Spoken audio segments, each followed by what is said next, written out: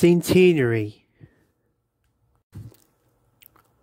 One day in early summer, the Fat Controller called a meeting of his engines. "You have all heard," he announced, "of the thin clergyman." "Isn't he the one who wrote stories about us?" ventured Thomas. "Well done, Thomas," agreed the Fat Controller. "Sadly, he has now died, but this year it is 100 years since he was born." He paused. "To mark this auspicious occasion," he went on. "What's suspicious?" squeaked Percy, and then he hoped the Fat Controller hadn't heard him. But he had. "Auspicious, Percy. It means important," explained the Fat Controller. "To mark this important occasion, I've arranged for a bust of the thin clergyman to be unveiled here in a few weeks. Your duties will be adjusted so you can all attend. There will be a special visitor here to reveal the bust." Sometime later, the Fat Controller spoke to James. "I have an important job for you," he said. "The crate with the thin clergyman statue had just arrived on the other railway. I want you to fetch it, please." James puffed off proudly. He felt even more prouder when he began to journey back to the big station with the crate safely on a truck. But just as he just passed through Henry's tunnel, there was a rumble and an enormous crash. James's driver looked back in alarm. The part of the tunnel had collapsed behind them. The railway to the outside world was completely cut off.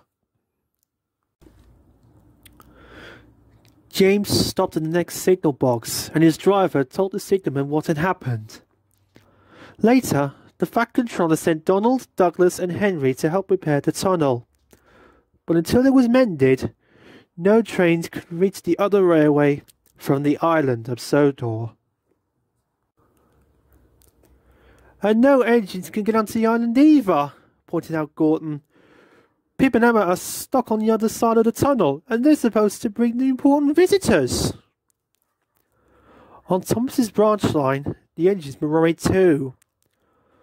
"We've all got jobs to do today," said Thomas. "And what if no one can get here?" "Don't worry," soothed his driver. "Bertie and his friends are meeting all the trains in the other railway and bringing the passengers over."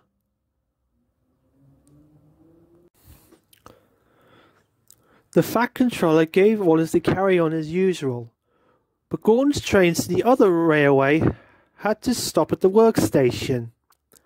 Bertie brought in passengers, but Gordon complained that it wasn't the same. Meanwhile, Percy had a smaller problem. "Why is everyone bothered about something that's broken?" he asked Toby one day. Toby was puzzled. "Broken?" he asked. "What do you mean, broken?"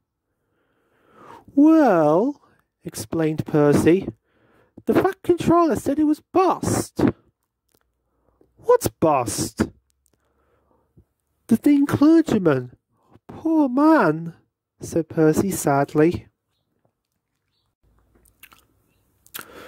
Thomas, listening nearby, laughed.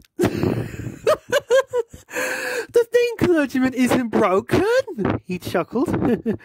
"A bust is a sort of statue, just the head and the shoulders of a person." Percy cheered up at once. "Oh," he said, "that's all right then."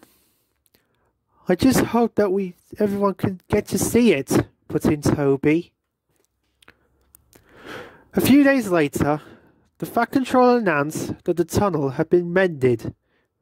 The inspectors worked through the night on their safety checks, and the first train allowed through was Pip and Emma.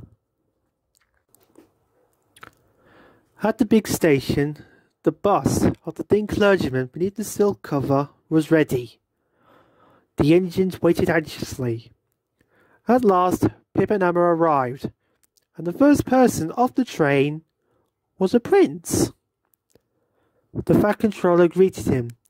After a short speech, the prince pulled the cord. The silk fell to the ground, revealing a perfect likeness of the Thin Clergyman. "My parents," said the prince, "read stories about your railway to me as a child. There will never be anything like it."